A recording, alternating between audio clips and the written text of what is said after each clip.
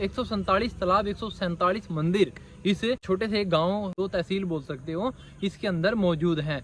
छत्तीसगढ़ के अंदर हूँ, छत्तीसगढ़ के बासुर के अंदर हूँ। कहते हैं कि आज से 850-900 साल पहले एक राजा हुए हैं जिन्होंने 147 तालाब और 147 मंदिर बनवाए थे। आज मैं हूँ बासुर के 32वां मंदिर के अंदर, जहां पर कहते हैं कि 32 पिलर हैं और इन पिलरों को गिने, अगर हम इनको गिनते हैं तो इनमें से 32, 33, 34 या फिर 31 पिलर बनते हैं। काफी बार ऐसा हुआ है कि बहुत सारे लोग इन 32 पिलरों को गिन नहीं पाए। इनको गिनने की प्रक्रिया भी अलग तरीके से है। ऐसा नहीं है कि हम 1, 2, 3 करके लाइनों में गिनेंगे, इसको गिनना है। और कहते हैं कि अगर इसका 32वां पिलर अगर मंडप के बीच में आता है तब माने जाता है कि आपने सही गिना है। तो आइए देखते हैं मंदिर का इतिहास क्या है। कहते हैं कि ऐसा शिवलिंग पूरे भारत में, पूरी दुनिया में नहीं आपको मिलेगा। आइए आपको दिखाते हैं कि 32वां मंदिर का इतिहास क्या है। मंदिरों के ऊपर आपने गुंबज देखा होगा, लेकिन इस मंदिर के ऊपर गुंबज नहीं है। अब आप सोचोगे किसी ने तोड़ दिया होगा, ऐसा नहीं है, ये गुंबज बनाया ही नहीं गया। सबसे पहले यहाँ के जो पुरातात्विक विभाग के जो गाइड हैं वो यहाँ पर बैठते हैं। यहाँ पर पुजारी का काम भी करते हैं, पूजा भी करते हैं अपने तन मन धन से। इनसे पूछते हैं यहाँ का इतिहास क्या है, क्योंकि यहाँ के बारे में इनको एग्जैक्ट नॉलेज हो सकती है। आपका नाम क्या महाराज? मैं संतोष राणा।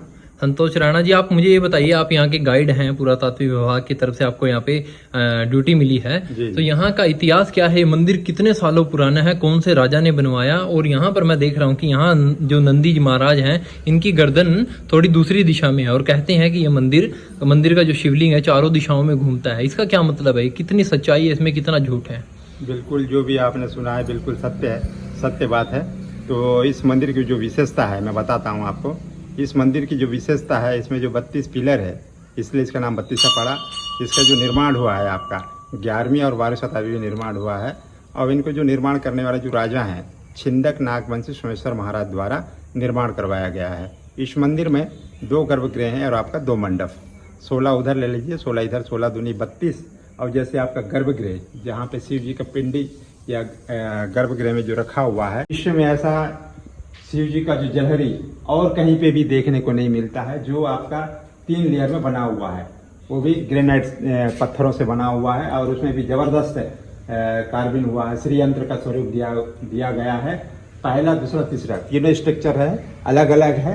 और उसकी जो किंवदंती ऐसा बताया जाता है कि जैसे शिव जी को 360 डिग्री उसको मुंह करते हैं, तो इस किसी 32 पिलरों में से एक पिलर में गुप्त द्वार खुल जाता था, फर्स्ट गर्भगृह से।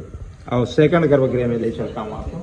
पहला, दूसरा, तीसरा तीनों स्ट्रक्चर अलग अलग दिख रहा है। और उसमें आप देखेंगे तो श्री यंत्र का स्वरूप दिया हुआ है। और ये आपका ज्वेलरी 360 डिग्री ये मुंह होता है। तो ये जैसे आपका फर्स्ट गर्भगृह में भगवान सोमनाथ जी का नाम दिया गया। फर्स्ट गर्भगृह में जो राजा छिंदक नागवंशी सोमेश्वर जो राजा थे, तो सोमेश्वर राजा ना कह के भगवान सोमनाथ जी, जो भगवान सोमनाथ गुजरात में जो स्थापित हैं, भगवान सोमनाथ जी का नाम दिया गया फर्स्ट गर्भगृह में वीर सोमेश्वर है। और सेकंड गर्भगृह में उनकी रानी आराधना क्या करती थी, गंग देवी, तो गंग देवी ना कह के वीर गंगाधराय के नाम से संबोधित किया जाता है। कि ये जो नंदी जी हैं, इसमें जबरदस्त कार्विंग किया गया है इनके ऊपर में। जैसे ऐसा कार्विंग और ऐसा जबरदस्त कलाकारी कहीं और देखने को नहीं मिलता है। और ये ग्रेनाइट से बना हुआ है।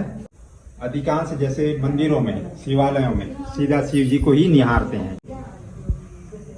इनके जैसे शिव जी के पीछे आए थे और ये थोड़े से गुफा के मंदिर के प्रांगण में अंदर चले गए। और ये नंदी जी बाहर में बैठे हुए थे, तो ये मुझे भी भस्म ना कर दे बोल के ये पीछे मुड़ के देख रहे हैं भस्मासुर को, इसलिए ये विश्राम अवस्था टाइप के दिख रहे हैं। और उनके जस्ट बगल में ये कलश है। ये क्या है? कलश मंदिर के शिखर में रहता है। शिखर नहीं होने की वजह से नीचे स्थापित किया गया है कलश को। और ये जो देख रहे हैं आप, ये बिल्कुल सिंगल पत्थर से बना हुआ है। ये पिलर कहीं पे आपका जॉइंट नहीं है, बिल्कुल सिंगल है।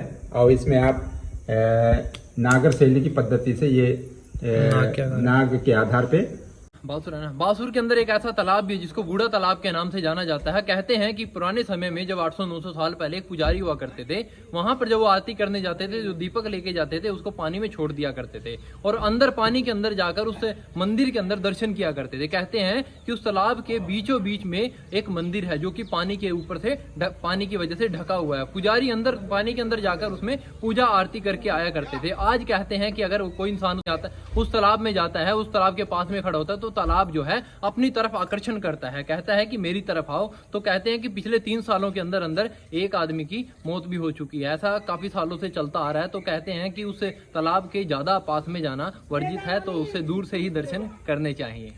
आप जो मेरे पीछे मंदिर देख रहे हो, शिव जी का शिवलिंग देख रहे हो, ये 360 डिग्री पर घूम सकता है। ऐसा विश्व में कोई ऐसा शिवलिंग नहीं है जो 360 डिग्री पर घूमता हो। कहते हैं पहले दिशाओं के तरीके से पूजा होती थी, तो जिस दिशा में आपको पूजा करनी थी तो महाराज जी के जो योनि होती है उसको हम घुमा सकते थे। इसमें 3 लेयर है और 3 लेयरों में थे। जो आप ये पहला मंदिर मंडप देख रहे हो जो सोमनाथ के नाम से जाना जाता है, ये गुफा खुलने का द्वार था, गुफा खुलने का एक लोग आप इसको बोल सकते हैं। और दूसरा जो है मंदिर है वो गुफा बंद करने का मंदिर है। यहाँ पर कहते हैं कि राजा का गुप्त जिसको खोलकर यहाँ से दंतेवाड़ा दंतेश्वरी माता जी के मंदिर में जा सकते थे। तो पहले के राजा जो थे ऐसी ऐसी काफी सारी गुफाएं बनाते थे और आज हम अगर उसके बारे चीज के बारे में सोचते हैं तो हमें एक सपना सा लगता है, हम उस पर विश्वास नहीं कर सकते। मैं पूरे भारत में इसलिए यात्रा कर रहा हूँ ताकि मैं उन बातों को सच्ची साबित कर सकूं और आज 2024 के अंदर मैं उन बातों को लिख सकूं जो आज हमारे सामने देखने को मिलती है। ये बात आने वाले 700-800 साल बाद लोग जब इसको पढ़ेंगे तो इसमें अच्छे से यकीन कर पाएंगे कि सनातनी हर्ष ने पूरे भारत की यात्रा करी थी और उस समय की वर्तमान स्थिति को अपने किताब में लिखा था। तो आप भी इस वीडियो को ज्यादा से ज्यादा शेयर करें ताकि ये अच्छी नॉलेज और इतना बढ़िया मंदिर की नॉलेज जो है अपने पूरे भारत नहीं पूरी दुनिया में पहुंच पाए और दूर दूर से विदेशों से लोग यहाँ दर्शन करने के लिए आए और अपनी मनोकामनाओं को संपूर्ण करें।